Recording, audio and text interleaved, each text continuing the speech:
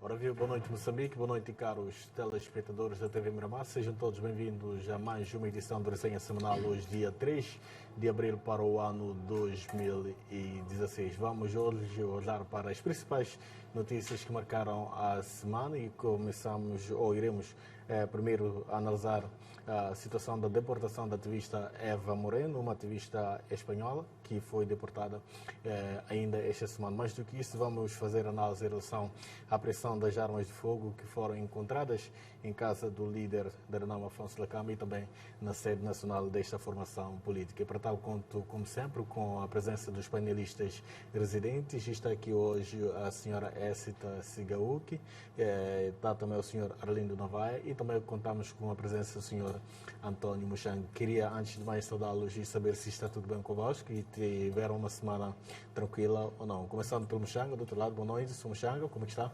Boa noite, muito obrigado. Estou fisicamente bem, mas moralmente mal. Vamos saber um pouco depois se for algo que talvez interesse partilhar connosco. Vamos então ouvir o Sonovaia. Boa noite, Sonovaia, como que está? Boa noite, eu estou bem de saúde. Não sei como é que vai também. Aqui também tudo bem, graças a Deus. Vamos então ouvir a Écita. Boa noite, Écita, como que está? Boa noite, Macama. Eu estou muito bem, num domingo especial, uma semana também especial, e espero que a próxima continue também sendo muito bem. Muito obrigado, quero agradecer uma vez mais pela vossa presença e por terem aceito o nosso convite de forma incondicional para se juntarem a nós e juntos analisarmos aquilo que foram as principais notícias aos nossos olhos ao longo da semana que já terminou. Começando mesmo pelo primeiro tema, que é a deportação da ativista Eva Moreno, gostaria de recordar que recentemente, ou ao longo da semana, o mundo e o país acompanhou a deportação de uma cidadã espanhola chamada Eva Moreno, depois desta ter sido detida e para ser deportada para o seu país, uma situação que mereceu a intervenção da Procuradoria-Geral da República. E recorde-se ainda que a deportação vai acontecer momentos depois de uma grande agitação envolvendo a Polícia da República de Moçambique e também a Procuradoria-Geral. Isso porque a polícia negava cumprir com as ordens da PGR, alegando estar a cumprir ordens dos seus superiores. Vou começar mesmo pela esta. Qual a análise então que faz em relação a este caso? Bom, Macama, sobre este assunto, eu penso que, a dada altura, a opinião minha, muito pessoal, é que nós acabamos perdendo foco. Acabamos, se calhar, transferindo o debate ou deixando aquilo que aconteceu e falar sobre aquilo que, se calhar, é importante, que nós devíamos refletir. Eu vejo aqui duas situações muito concretas. Primeiro, temos que olhar o que é que aconteceu, em que é que a cidadã Eva Moreno esteve metida e o que é que levou a que o ministro do Interior exarasse o despacho, portanto, da expulsão do país da cidadã Eva Moreno. Portanto, este é um primeiro momento. O segundo momento é exatamente onde entra, portanto, este aparente imbróglio entre a Procuradoria da República e a Procuradoria-Geral da República e versus o Ministério do Interior. Portanto, estamos, em teoria, a ver aqui duas instituições da administração da justiça, portanto, duas instituições neste grande edifício da justiça que, a meu ver, deviam colaborar, deviam cooperar, deviam tomar decisões de forma coordenada, não é? A virem a querer mostrar que há aparentemente alguma descoordenação. Vejo também aqui nós como cidadãos, portanto, desde aqueles que melhor entendem das leis e notam aqui possíveis lacunas e nós outros que de forma, vamos lá, emotiva, olhamos e dissemos faz sentido que uma cidadã espanhola venha a Moçambique e esteja metida, portanto, em manifestações que nós, ou uma parte dos moçambicanos acha correta e outra parte dos moçambicanos acha que não, é um debate legítimo, faz sentido que, portanto, um regulamento emanado pelo Ministério de Educação para regular as vestimentas de jovens nas escolas, eu sou moçambicano, tenha, portanto, uma cidadã estrangeira a promover aqui, podemos assim chamar, desobediência. Portanto, são debates que alguns de nós entramos e o cerne, para mim, neste momento em que temos a Procuradoria e o Ministro do Interior como entidade competente para o despacho, é preciso dizer que o Ministro do Interior não infringiu nenhuma norma, portanto, do ponto de vista de competências, ele está em condições ou pode exarar o despacho que zerou, mas olhamos aqui para a viabilização daquilo que seria o Estado de Direito. Portanto, pode um estrangeiro administrativamente, portanto, exarar um despacho e esta cidadã não ter tido tempo de ser notificada, portanto, deste despacho, esta mesma cidadã ou qualquer um de nós, estando numa situação igual, gostaria de não poder ter a oportunidade de defender-se ou de dizer o que pensa ou de contestar ou de responder a este despacho.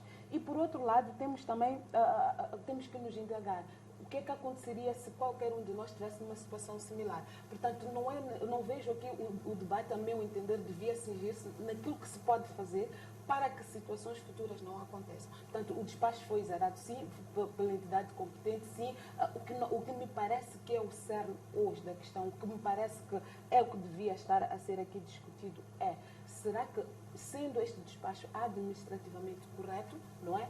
Não há outras maneiras de poder tomar a mesma decisão, não é? E seguindo todos os passos, de modo que quer a parte lesada, podemos assim chamar, como a sociedade, possam ali não encontrar máculas e ficar claro que pronto, há uma decisão que foi tomada e que a parte lesada teve a oportunidade de se pronunciar, tomou conhecimento por meio, teve a oportunidade de se pronunciar e que impera a decisão, portanto, tomada por esta entidade. Agora, dizia que o ministro lhe compete tomar ou exerar essas decisões todas. Como é que analisou, como é que interpreta a reação do agente da Polícia da República de Moçambique diante da Procuradora-Geral? Porque aí ficou um cenário onde ele negava cumprir as ordens da Procuradora, da magistrada nesse caso, alegando que estava a cumprir. Eu vejo um polícia como parte de toda uma cadeia de comando. Estamos a falar de uma instituição paramilitar onde as ordens também são estritas. Portanto, não me parece que este polícia tivesse condições de, tendo ele recebido uma ordem, telefonicamente, de forma verbal, em forma de documento, ele recebeu uma ordem, o que ele disse foi exatamente isto. Por outro lado, eu vi rapidamente o vídeo que circulou, espero que seja a versão final, que não tenha sido, não haja outro, mas por aquilo que eu vi também uma procuradora sem nenhum instrumento em mão, simplesmente, portanto, a plenos pulmões, a gritar que ela era procuradora. Portanto, ou seja, a procuradora também pecou. Portanto, vi ali duas instituições, portanto, vi ali dois poderes, não é? Dois poderes, não, portanto, todos eles, em princípio, deviam estar ali como garantes da legalidade. Portanto, como quem ia fazer cumprir uma decisão e a procuradora como quem devia estar lá para fiscalizar, portanto, este ato. Mas vi ali, portanto, duas pessoas ou duas instituições, cada um a gritar para o outro e a mostrar quem pode mais, quem manda mais. Portanto, eu penso que é mais um debate necessário. Será que, de novo, perante fatos como estes, perante momentos como estes, como é que a Procuradoria deve se apresentar perante o cidadão? Como é que deve se apresentar perante os seus colegas? Porque ela e o polícia estavam ali e eu quero acreditar que no final do dia o objetivo era o mesmo. Um era implementar uma decisão que lhe cabia e a outra era perceber ou fiscalizar o âmbito desta decisão e eventualmente parar quaisquer excessos que por ali fossem, portanto, detectados. Mas a maneira como eu pelo menos pude ver, não é? De nenhuma das partes senti tanto esta grande responsabilidade, preso desta responsabilidade. Muitas das vezes gritar não significa ter razão. Okay. É preciso mostrar que a Procuradoria efetivamente está acima daquele que tem responsabilidades e que a Procuradoria tem o papel de fiscalizar qualquer decisão, portanto, emanada administrativamente do Ministro do Interior, que está correta, repito, o Ministro tem competências para tal, ele exerceu, não extrapolou alguma competência sua, mas a Procuradoria deve também saber, portanto, como se posicionar. Muito bem, Sr. Machanga, qual a análise que faz então em relação a este cenário que virou notícia ou foi notícia sem querer ao nível nacional e não só? A deportação desta cidadã. Muito obrigado. Primeiro quero agradecer a Deus pela proteção e vida, agradecer a oportunidade que mais uma vez somos oferecidos. Mas antes de responder a sua questão, gostaria de partilhar o porquê que não estou moralmente bom. Não estou moralmente bem porque, para além desta questão que vamos aflorar da pressão de armas nas residências da Renamo. A semana foi muito fértil em situações pouco dignas. Na tarde do mesmo domingo, em que se arrancaram as armas, houve confrontos em Inhambane e morreram pessoas. Na quarta-feira, houve confrontos na Gorongosa, morreram pessoas. Ontem, houve confrontos na Gorongosa, morreram pessoas. Hoje, agora que estou a chegar aqui, estou a tomar conhecimento de que os confrontos continuam na Gorongosa, estão a morrer pessoas. Quer dizer, isto está-nos a preocupar porque está-se a chegar à conclusão de que não estamos a conseguir aquilo que nós pretendemos.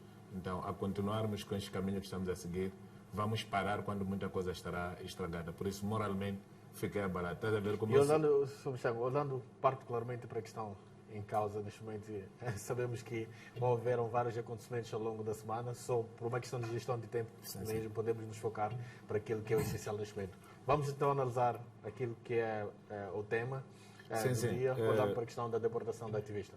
A deportação da ativista enquadra-se naquilo que tem sido a prática da nossa polícia. Lamentavelmente, hoje, porque a Procuradoria foi acossada. E o que alguns dizem, a Procuradora apareceu hoje porque aquela senhora é amiga. Porque já houve muita gente tratada nas mesmas condições e a Procuradoria teve conhecimento e a Procuradoria não agiu.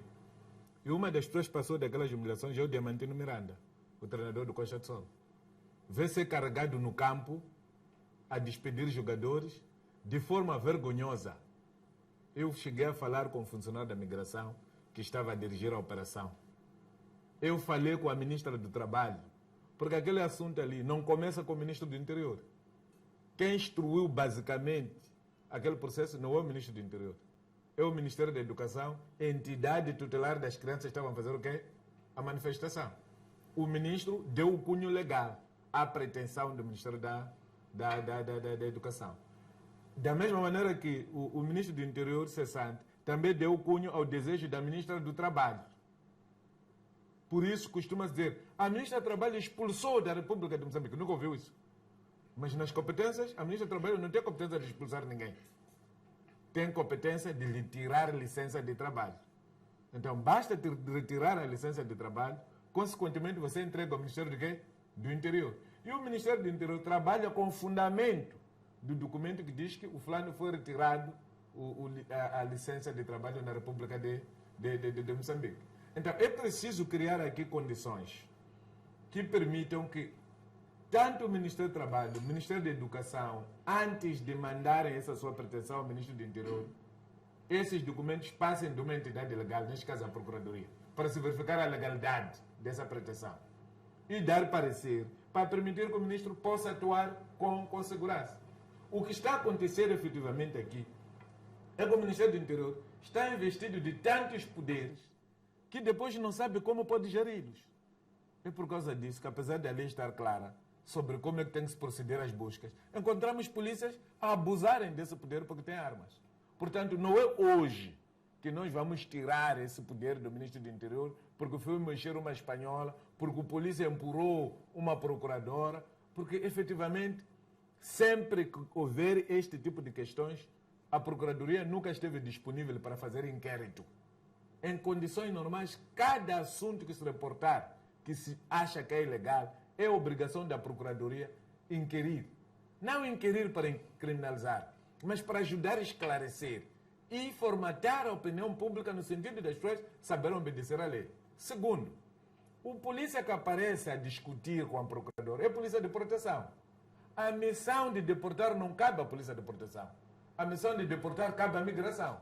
O elemento da migração que ia executar aquele despacho estava onde? Quando aquela discussão estava a ter lugar.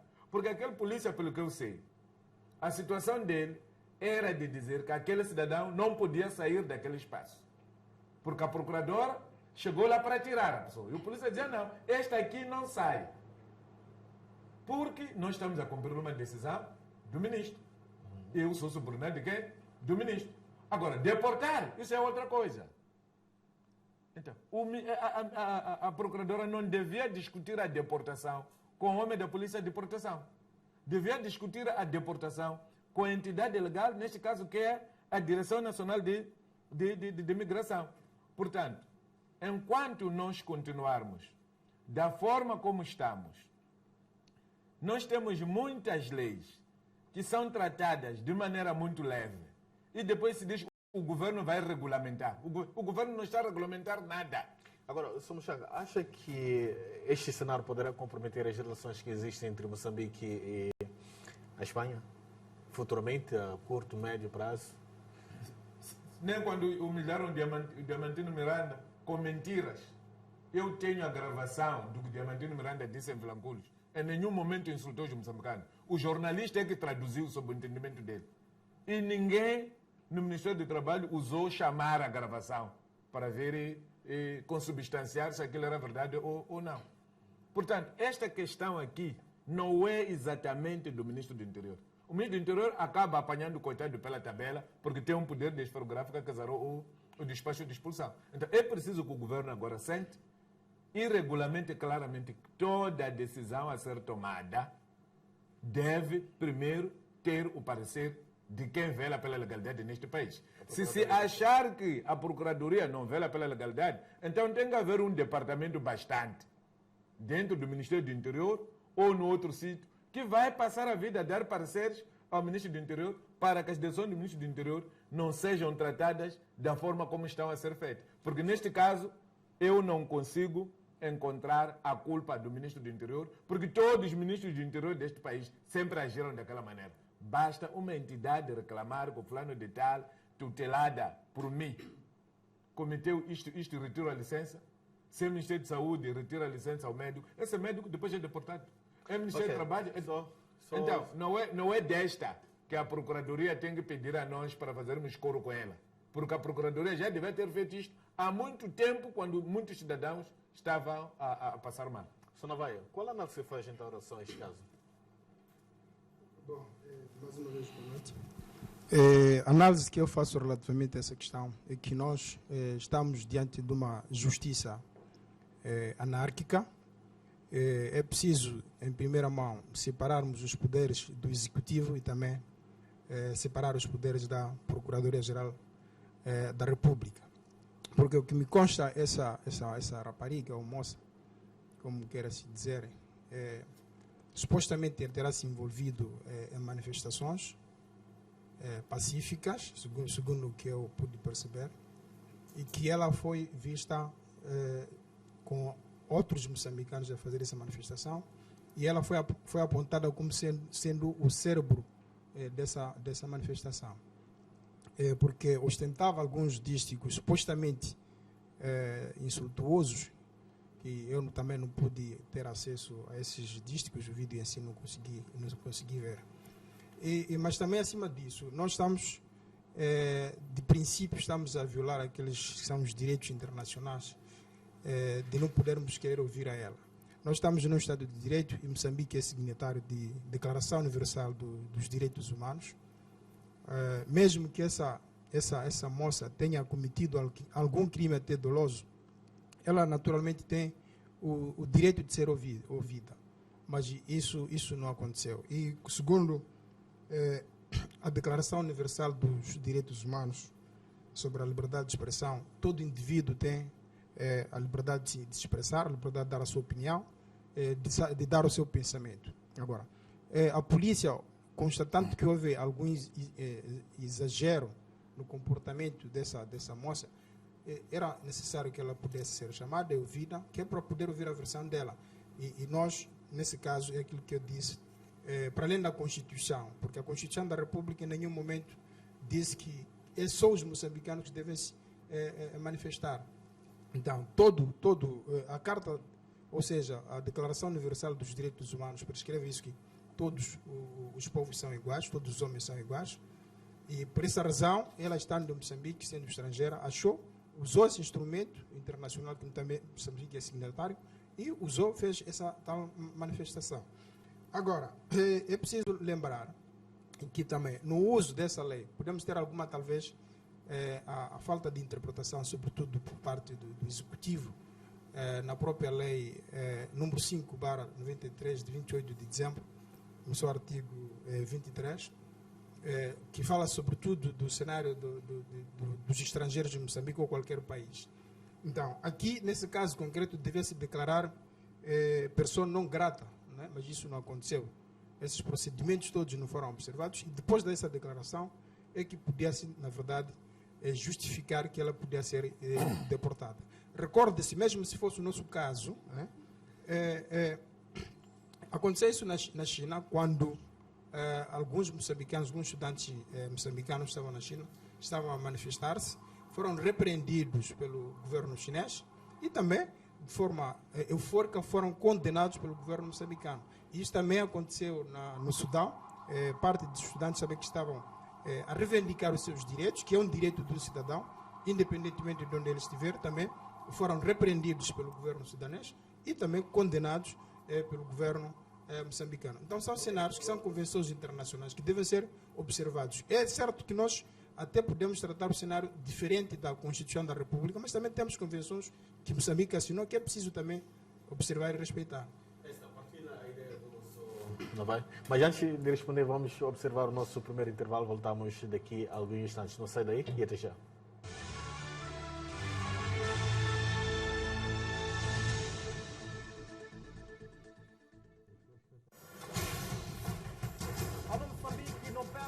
Quando forem pontualmente 12 horas, o melhor da informação aqui no Balanço Geral.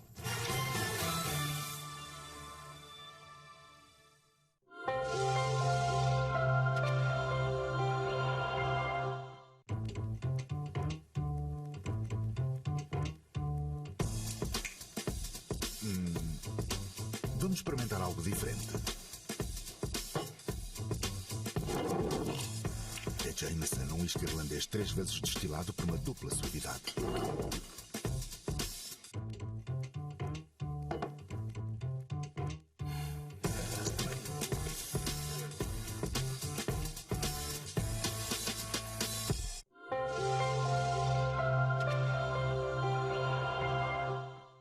Hoje passar a vida inteira achando que meu pai morreu, só porque ele está vivo. Saber que ele está tão perto, não poder vê-lo, não poder abraçá-lo. Me deixa até sem ar. Mas por que você acha que ele está aqui? Pode ser um desses escravos que chegaram agora do Alto Egito. É você? Os 10 Mandamentos. Sou eu. Eu sou seu pai. Amanhã, os 10 Mandamentos.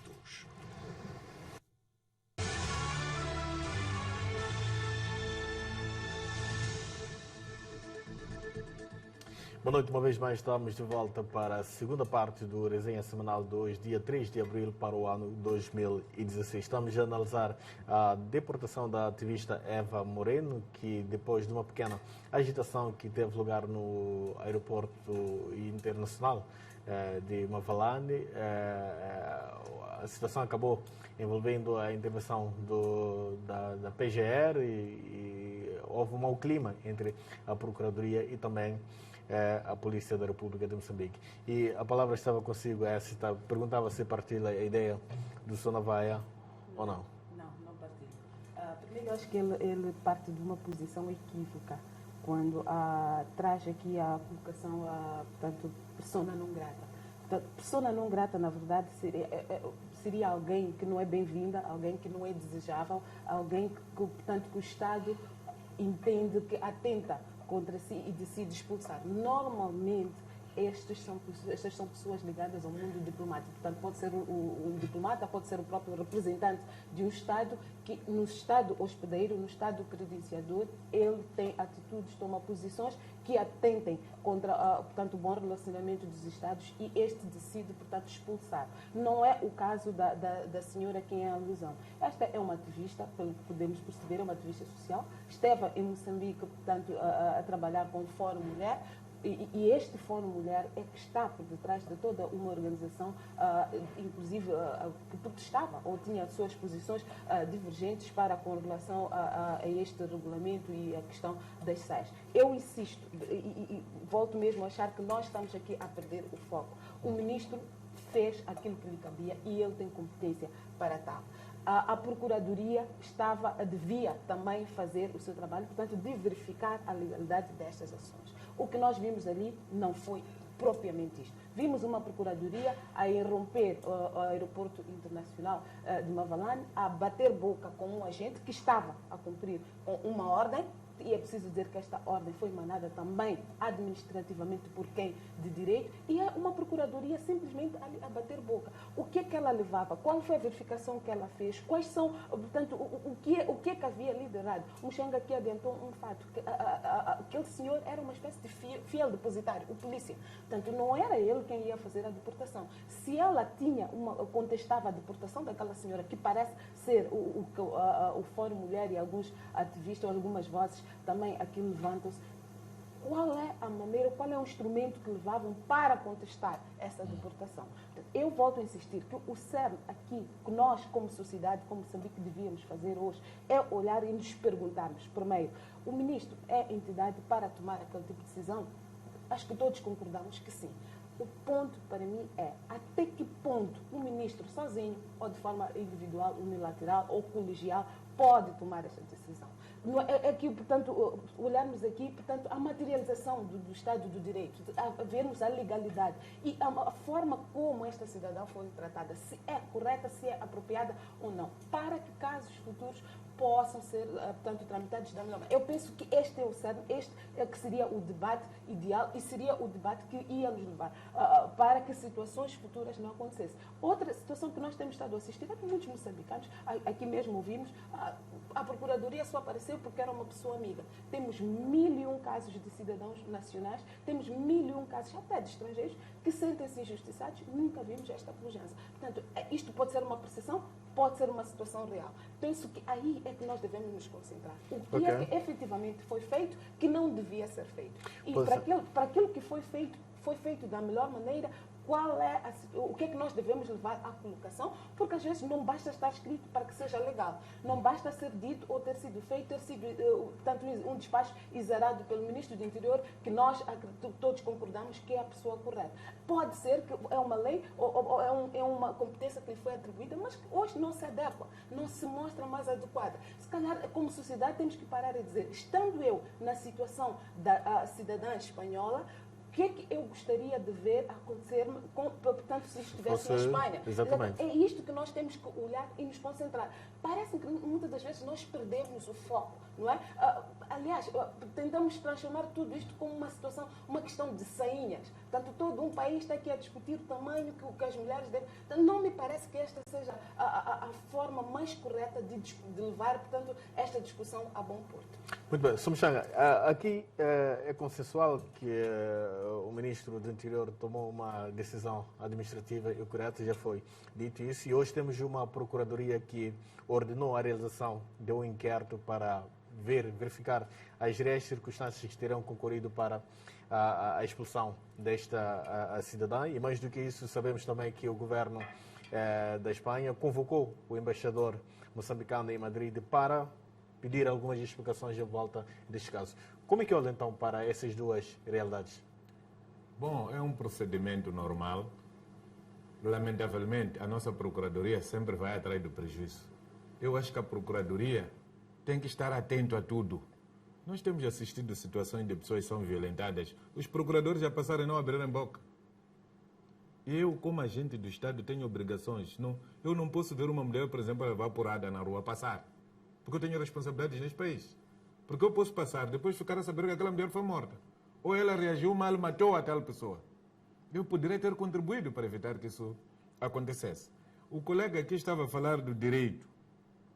Olha, também nos direitos, o direito de agitar não está previsto nas convenções das Nações Unidas.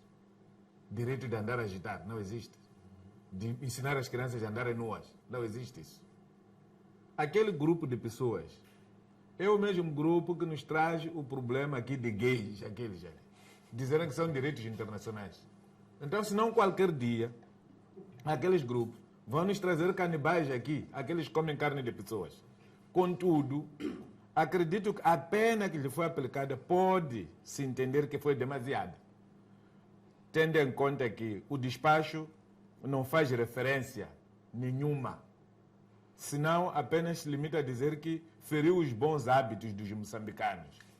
Eu penso que isso em si não é suficiente, porque aquela senhora não é moçambicana. e não tenho conhecimento de que um grupo de anciãs moçambicanos terão solicitado para lhe educar e ela negar. Quer dizer, aqui vem aquela história de Alexandre Lang. Não congolo o catene que só Lang ganha mulumuzano. E como assim o cata maculayanga. E tu passa de Maria Minta. Quer dizer, se alguém não foi educada, não sabe, como é que você vai penalizar essa pessoa? É verdade que a lei é cega, não quero saber nada disso. Mas a questão de fundo aqui é que as expulsões que são praticadas na República de Moçambique devem ser fundamentadas. Todas as medidas, incluindo as expulsões, o procurador Paulino já estava cansado de chamar a atenção às entidades para evitarem expulsar, incluindo trabalhadores de qualquer maneira, porque o Estado agora estava a perder muito dinheiro para pagar indenizações. Porque as pessoas não estão a seguir os trâmites da lei. Tendo em conta que nós temos uma procuradoria, temos que verificar se as nossas procuradorias têm pessoal suficiente para dar assessoria a todos os níveis ao governo. Porque o primeiro assessor da legalidade é o governo. Uma das principais competências da procuradoria é ajudar o governo e a Assembleia da República a não tomarem decisões ilegais. Está lá. Então, a procuradoria tentou verificar quantas vezes a procuradoria já foi ver os processos de deportação para verificar se seguiram toda a legalidade ou não. E por que hoje há muito interesse? Porque fomos acionados. E nas outras vezes, a procuradoria todos os dias recebe gratuitamente os jornais. Todos os jornais. Cada jornal tem que depositar alguns exemplares lá. Para a procuradoria verificar o que é legal e o que não é legal. Lamentavelmente, a nossa procuradoria escolhe as questões. Eu ouvi recentemente a procuradora-geral a dizer que ia processar os elementos da RNAM que andam a disparar. E os outros que andam a raptar, andam a matar, não está preocupado com elas. Isto fica feio. A procuradoria tem que ter medidas iguais para todos. Ok, pois é, vamos então olhar para o segundo tema do dia, que tem a ver com a pressão de armas de fogo na casa do líder da RENAM e também na sede nacional desta formação política, uma ação que teve lugar no último domingo e que culminou com a pressão de 47 armas de fogo. E é preciso recordar que essa operação, ou a operação aconteceu nas duas residências do líder da RENAMO, Afonso Lacamo. Começando mesmo pelo senhor Arlindo Novaia, qual é a sua análise então em relação a este assunto? Estamos a falar de cerca de 47 armas de fogo que foram encontradas nas residências do líder da RENAMO, segundo as informações que nos chegaram. Qual é a sua análise então em relação a este assunto? Bom, mais uma vez obrigado. Da análise que eu faço, sobretudo da apreensão dessas armas, 47 armas como aqui avançou, eu, no meu ponto de vista pessoal, eu acredito que são armas que estão tipificadas nos acordos gerais de paz e que até então nós estamos ou continuamos com essa pendenga de homens armados da RENAM. Sei que são chamados homens armados da RENAM porque existem essas armas. Mas em contrapartida, nós defendemos ou condenamos de forma veemente o uso de armas para atingir um determinado poder, mas também condenamos o uso de armas para poder se perpetuar ou manter-se no poder.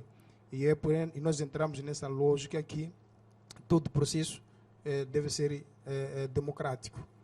E daí vamos buscar aquela premissa, o papel da Assembleia da República de Moçambique. Sr. Novaia, antes de entrar no papel da Assembleia da República, faz referência que essas armas existem à luz do Acordo Geral de Paz. Sabe-me dizer para que fim é que deveriam existir essas armas?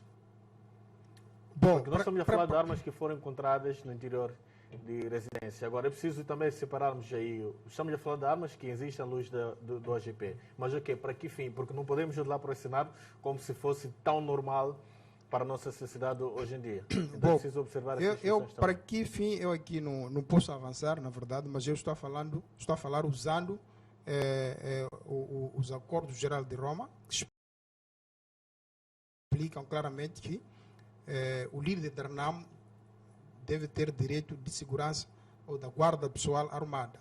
Agora, não sei até onde ele os guardava essas armas, estavam em alguma base, ou estavam em alguma sede nacional, ou estavam Estamos a dizer que as armas foram encontradas nas residências. Agora, eu a finalidade meramente não desconheço, provavelmente o colega até que é do partido pode nos esclarecer melhor, mas não sei até então essas armas onde é que estavam colocadas. Mesmo o próprio protocolo do Acordo Geral de Roma não explica taxativamente onde é que devem ser guardadas essas armas, se é na residência, se é numa base de algum partido. Mas, voltando à questão concretamente, nós defendemos que para aquisição ou para alcançar o poder num determinado país, não há necessidade de uso de armas, e nós, pelo menos, mostramos isso claramente nas eleições de 2013. Antes das propagandas políticas, vamos então ouvir a opinião da Esta, depois já queremos avançar para o Sumchang. Esta, como é que analisa então esta operação da Polícia da República de Moçambique que culminou com a pressão dessas armas de fogo nas residências do líder da Renamo?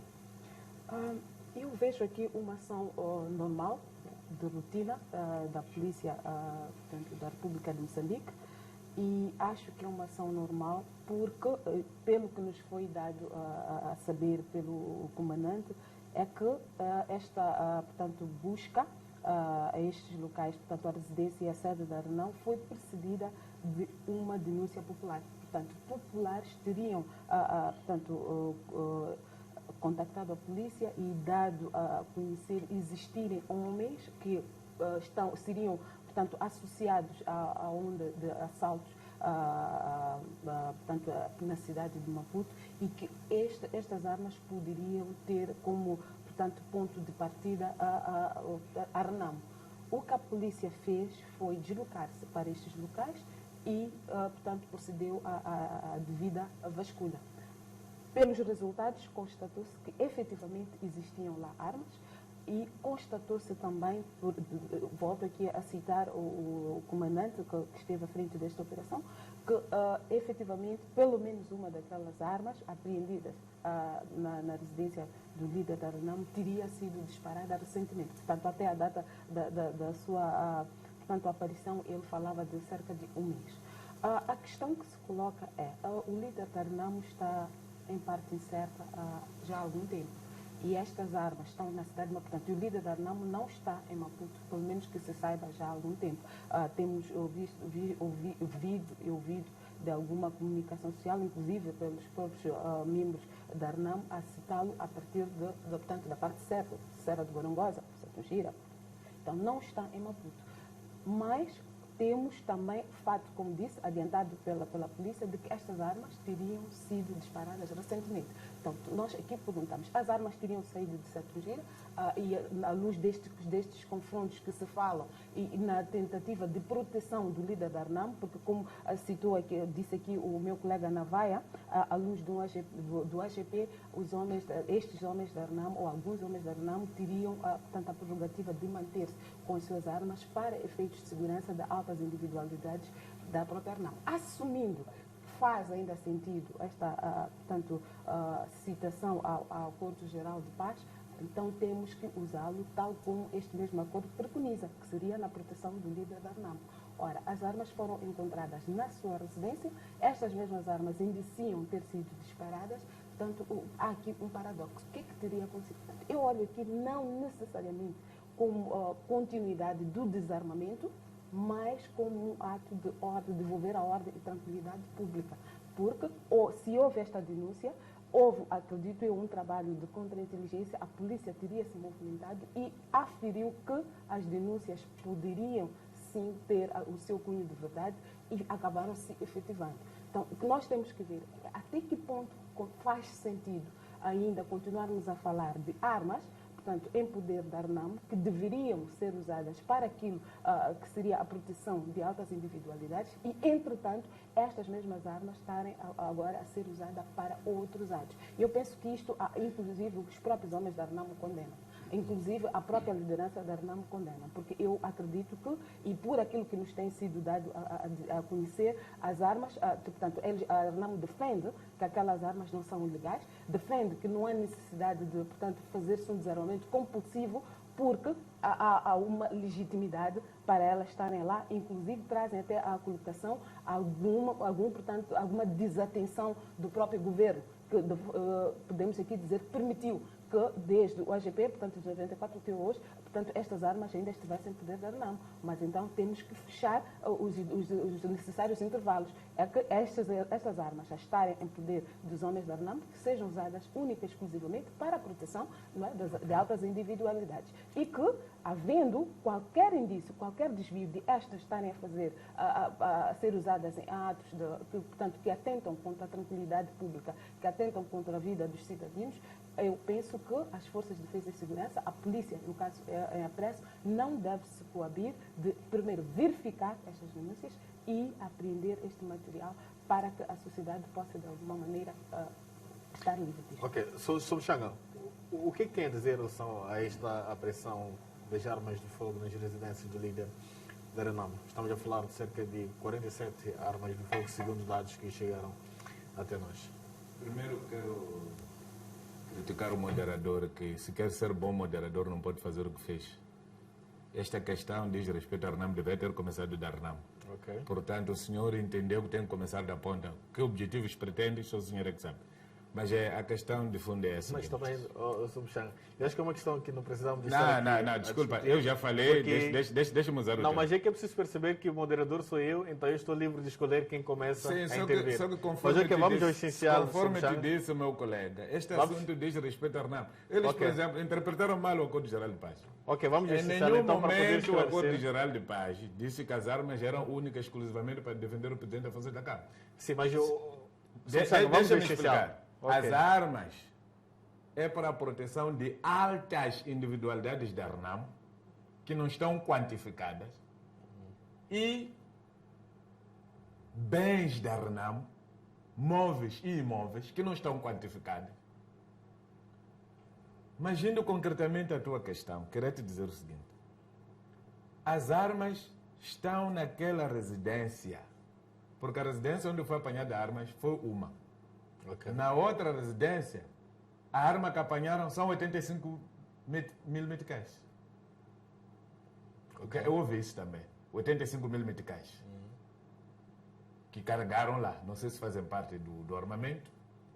As armas e munições, em maior quantidade, foram apanhadas na residência do presidente da Câmara, aqui, à frente da Praça de Destacamento Feminino. E aquelas armas, em número de 20, que a ARNAM reconhece. Não são 40 ou 47? Não. 47, como se disse, nós não conhecemos essas. Nós conhecemos 20 armas que foram contabilizadas, porque foram carregadas na presença do filho do presidente da Força da Câmara, Afonso da Câmara Júnior. Até teve uma discussão com os polícias porque nós estava a nos focar por quê. Foram 20 armas.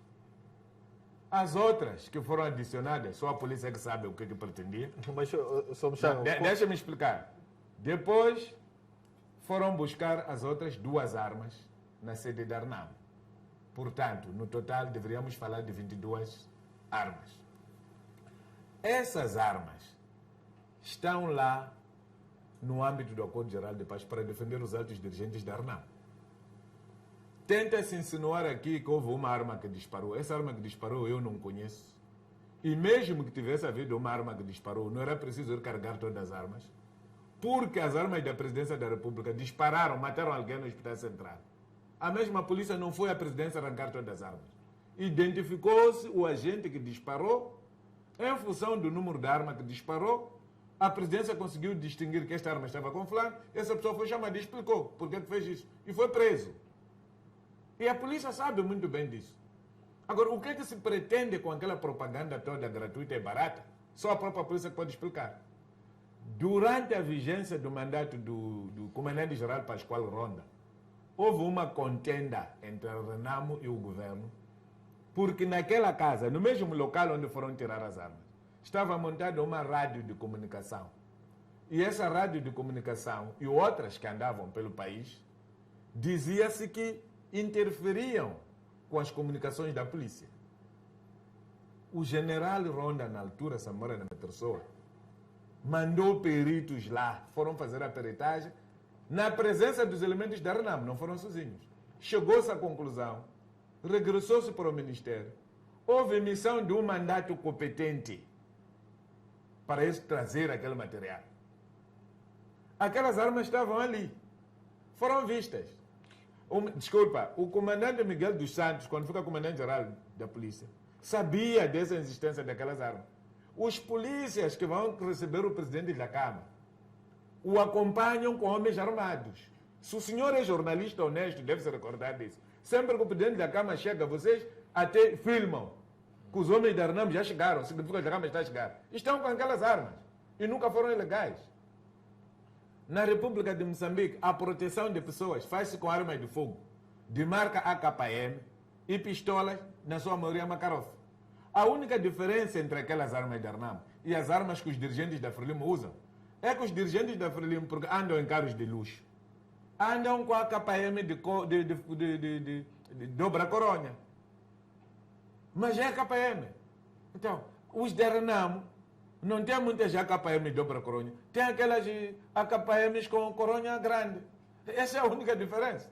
Portanto, se tivessem apanhado morteiro, tivessem apanhado bazuca, B11, B10, blindado, tanque na residência do RENAM, aí diríamos que violou o Acordo Geral de Paz, porque efetivamente as armas autorizadas são armas de proteção. O comandante-geral da polícia, o comandante da cidade de Maputo, tem problemas sérios de linguagem, que eu quero apelar para ele mudar, porque ele não vai chegar longe se ele quer usar aquela estratégia.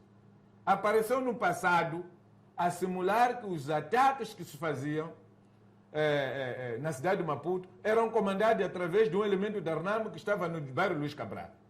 Informações que eu tenho, aquele senhor esta semana foi chamado para a polícia, foi devolvido a motorizada dele. O comandante da cidade de Maputo já não aparece a dizer a mesma coisa que disse. Tentou juntar a RENAM com aquele material. E nós dissemos desde a primeira hora, falem com a pessoa para a pessoa vos explicar onde é que o material arranjou. O material é de empresas privadas, autorizadas pelo Estado, de proteção privada, que foram deixar até daquele senhor. Isso tudo está documentado. E devolveram o material. Desculpa, devolveram o material. Não, é porque a minha sobrinha pega no discurso do comandante da polícia da cidade de Maputo, com muita mistura de mentira, e usa-se como fonte. Efetivamente ela tem razão, porque a fonte dele foi essa. Mas aquela fonte é minha sobrinha. Não pode ser digna de crédito. As armas da RENAM são legais. E segundo, a polícia não devia ter feito aquilo sem pedido de mandato de busca e captura, que devia ter sido assinado por um juiz competente.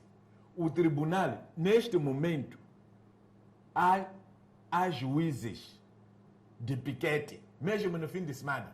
Há juiz para autorizar buscas. As alfândegas não têm tribunal aduaneiro na marcha. Mas quando descobriram o açúcar, conseguiram sair de Namacha para Maputo para virem pedir um mandato para irem realizar um ato. Sobchang, falou há poucos minutos da questão da documentação de alguns materiais existentes, como não. E agora diz que as armas que a RENAM reconhece são 20 que foram encontradas na residência do líder da RENAM e outras 2 que foram encontradas na sede nacional do partido RENAM. Existe algum documento que prove que realmente existiam só essas armas? Mas antes até de responder, vamos observar o nosso último intervalo. Voltamos daqui a alguns instantes. Até já.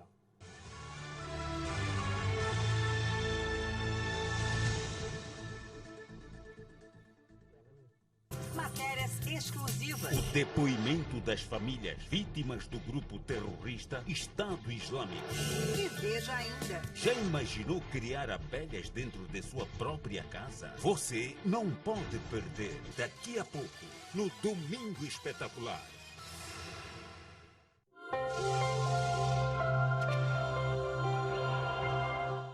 Chegou o novo cartão mais mola do Millennium BIM.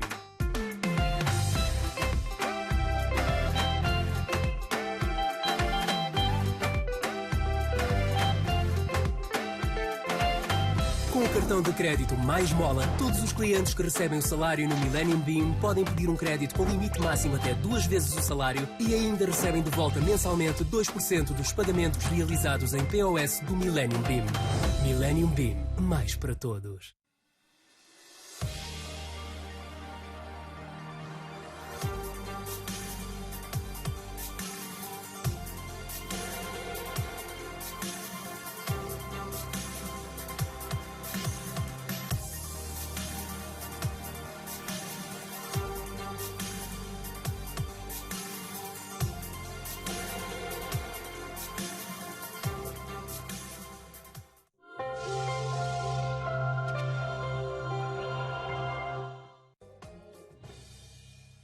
Falas espanhol?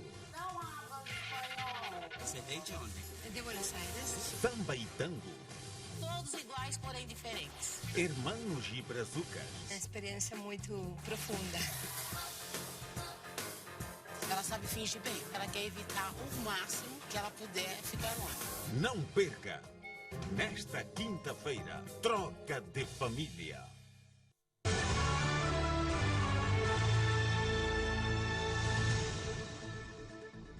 Boa noite, uma vez mais estamos de volta para a terceira e última parte do Resenha Nacional. Estamos aqui a olhar para a apreensão das armas de fogo que foram encontradas na residência do líder da Renamo, bem como na sede nacional do partido Renamo. E questionava ao Sr. Muxanga em relação à documentação dessas armas de fogo, porque aqui a Renamo aparece e diz que reconhece apenas 22 armas e as outras armas que foram apresentadas pela polícia não dizem respeito a esta formação política. Existe algum registro em relação a essas armas de fogo para a Renamo aparecer e dizer que as nossas armas são apenas X, as outras não estavam lá documentadas? Com ou sem documento, a Renamo não precisa de apresentar isso. Só se a polícia tivesse vindo com respeito, com mandato, dizer da licença e querer fazer essas buscas.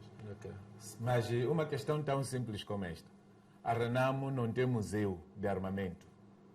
Então não precisava de ter armas obsoletas lá. Se aquelas armas fossem da Renamo, há muito tempo teriam sido deitadas fora, porque são obsoletas. As armas que a Renamo tinha são armas funcionais.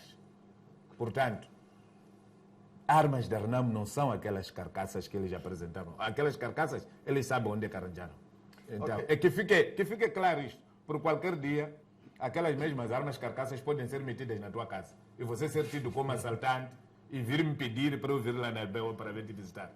Então não podes apoiar aquela atitude da polícia, porque eu já conheço muita gente que passou mal por causa daquilo. Eu não recuso que a Renamo não tenha arma. A Renamo tem arma. O comandante da polícia, quando tomou conhecimento de que a Renamo está armado, o que devia ter feito era isolar a casa. Naquele momento. Manda isolar a casa e pede o quê? O mandato de busca. O juiz não dorme, aquela hora acorda, vai exarar o despacho para você fazer as buscas legalmente. Foram a um escritório no fim de semana, no domingo de Páscoa. Quer dizer, o comandante-chefe das Forças de Defesa e Segurança, na sexta-feira santa esteve na igreja para receber o Espírito Santo. No domingo, acorda de manhã, vai à igreja para partilhar a ressurreição do Senhor. Os seus homens estão a assaltar armamento em casa de alguém. E depois queremos conversar com essa pessoa. O que é que estamos a fazer mesmo? Tonovaia, como é que olha então este cenário todo? O Sr. Muxanga diz que o seu partido reconhece apenas 22 armas de fogo, as outras não pertencem a esta formação política. Bom, esse é o posicionamento dele, né? Recordo-se que o Sr. Muxanga é o porta-voz do partido Renamo. Mas há uma questão aqui muito interessante que tanto a polícia está fazendo como uma propaganda, provavelmente até política, a tentativa de procurar entreter o povo, sobretudo no cenário da guerra que estamos a viver em Moçambique.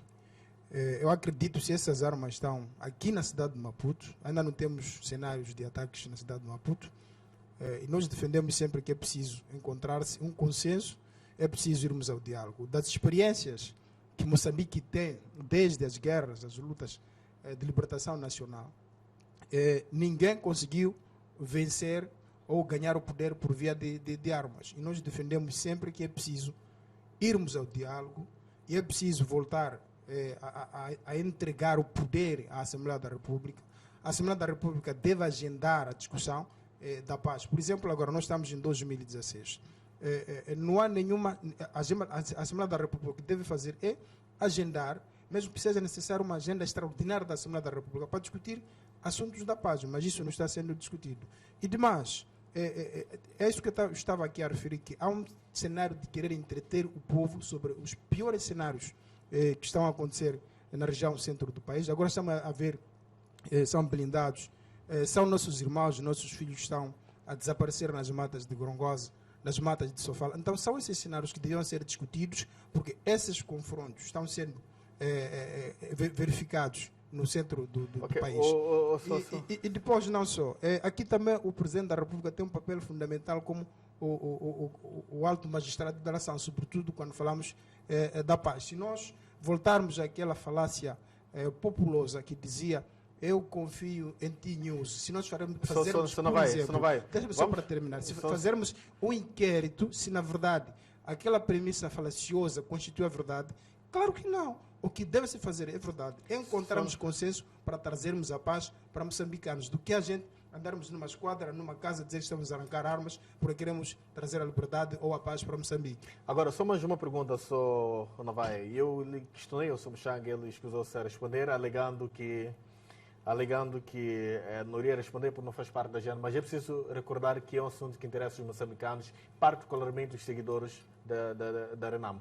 Como é que analisa então o pronunciamento do líder da Renamo, antes que teria prometido que até aos finais do mês de março iria governar as 6 províncias que supostamente venceu as eleições nas últimas eleições? E neste momento já estamos no mês de abril e não há sinais. Alguma coisa será falada, na sua opinião? O que tem a dizer? O que a MDM diz em relação a este caso? Os moçambicanos estão à espera de ouvir alguma coisa ou alguma justificação ou qualquer coisa, mas é preciso que alguém apareça, diga alguma coisa. Não, o MDM defende que toda a solução pacífica de paz, trazer a paz para Moçambique, é preciso que seja discutido na Assembleia da República. É aquilo que eu mesmo aqui na minha introdução, eu disse que não há nenhum partido que deve usar armas para atingir o poder, mas também não pode existir nenhum partido que deve usar armas para poder se manter no poder. Ou seja, se o líder da Renamo diz que vai governar ou faltam 5, 10, 20 dias, eu recordo que isso nós já tínhamos aqui falado. Quando perguntava nessa altura, eu disse que provavelmente seja uma teoria política que ele está a usar para fazer a política, mas ele pode não ser taxativamente governar em tanto que governar, mas sim para trazer uma estabilidade política, até se necessário intensificar. Como sabe, quando ele disse que faltavam 30 dias, acredito que naquela altura nós utilizamos uma única coluna. Já passaram os 30 dias. Uma coluna para a região centro. Mas hoje estamos a falar de 3, 4 colunas. Já estamos no mês de abril neste momento. O que tem a dizer? Qual é a sua leitura? Não, a minha leitura é que a intensificação, não é, das hostilidades, que não é hostilidades, eu digo que é guerra, que está a se alastrar. Já estamos a falar de Funhalor, houve um ataque, estamos a falar da província de Inhambane, e depois, na semana passada, houve em Mucuba e Morotone. Então, há uma tendência de alastrar a guerra já a uma dimensão nacional. Em 30 segundos, como é que analisa então o pronunciamento do líder da Renamo? Já estamos no mês de abril. Bom, antes dos pronunciamentos do líder da Renamo, até porque os próprios membros da Renamo não querem falar sobre isso, eu queria aqui dizer que, efetivamente, o Muxanga tem razão. As minhas fontes são aquelas que nos aparecem. Aliás, a entidade que foi fazer a busca e trouxe estas armas, não é? Foi aquela, e é esta que eu cito. Mas vamos então nos focar para... Eu tenho aqui agora uma fonte que é o próprio Muxanga, quando fala aqui de, portanto, confrontos e diz que estão pessoas a morrer em Gorongosa, que estão pessoas a morrer, portanto, em Funhalor, em Mucuba, portanto, todos estes fatos. Quer dizer que há confrontos entre duas partes, entre Forças de Defesa e Segurança e, portanto, supostamente, estes homens da Renamo. E acredito que as armas são as mesmas, não são outras. Não umas que vamos tentar nos focar neste momento na questão que levantei em relação à governação que foi prometida pelo líder da Renamo. E agora já estamos no mês de abril. Macamo, eu teria dito, quando da última entrevista do líder, o monólogo, como alguns chamam, para um dos jornais, que eu entendo, tanto estes dizeres do líder da Renamo como um pedido de ajuda, um pedido de socorro. Eu ponho-me aqui a perguntar-me, como é que o líder da Renamo vai sair da Serra de Gorongosa, assumindo que ele está na Serra de Gorongosa? Como é que ele vai acordar e sair de lá? Não consigo perceber como é que ele vai sair de lá. Não consigo vislumbrar. E eu vejo episódios, os últimos 3, 4 episódios em que tivemos estes impasses, desde a tomada de posse dos deputados da Renamo. Foi preciso o Presidente da República ir lá. Acho que foi o primeiro ato dele, não é? Como Presidente da República, e o líder da Renamo teve como ficar mais à vontade. E agora eu volto e continuo cada vez mais convicta. A única maneira de o líder da Renamo sair de onde está é nós, moçambicanos, acreditarmos cegamente que ele está-se a preparar, não é, para governar à força. Nós acreditarmos e fazermos qualquer coisa para parar, não é, esta governação à força. Porque nós, como disse bem aqui o Muxanga, ainda bem que nisto estamos de acordo, há pessoas a morrer. E estas pessoas são meus familiares, são familiares do Muxanga, portanto, são filhos, amigos meus, são filhos de membros da minha família, portanto, somos nós, moçambicanos, que estamos a morrer. E não há indícios de querermos parar com isto, porque a Arnam acredita que as armas ainda podem continuar a fazer o seu trabalho. E o governo tem também responsabilidade, não é? Se há denúncias, há indícios de estas armas estarem a ser usadas em confrontos militares, que felizmente a fonte é o Muxanga, reconhece existirem, este Estado não pode ficar indiferente. Estas armas precisam de sair de onde estão e ser postas à disposição do Estado, que é o fiel depositário, portanto, de armamento bélico em Moçambique. Então, nós temos que acreditar, aquelas armas não foram usadas. Não seria desta vez seriam usadas. Portanto, não vamos misturar as coisas. A zona onde a Renamo prometeu governar está a 700 quilômetros de Maputo para Rio, sabe? São 700 quilômetros. Então, não vale a pena nós tentarmos montar cenário aqui. Se a Renamo tivesse ameaçado tomar a cidade de Maputo ou a cidade de Matola, se calhar a isso justificasse. Mas também não se justificava uma brutalidade policial. Justificava-se que a polícia tivesse pedido o mandato na Procuradoria, na entidade competente. Eu agora estou a vir da Procuradoria, porque a Procuradoria solicitou-me com respeito. É que eu dei a palavra ao Muxanga para ver se talvez pudesse eu não quero falar do fim do prazo, porque o fim do prazo não está aqui escrito. A senhora Dona Écita está a relacionar o prazo com as armas que estão no Maputo. Bom, não vale a pena. Já estamos numa situação em que nós vamos colocar o ponto final do resenha semanal. Este domingo, dia 3 de abril, para o ano 2016. Nós voltamos numa próxima oportunidade para olhar as principais notícias que marcarão a semana. Boa noite e tenham uma ótima semana laboral.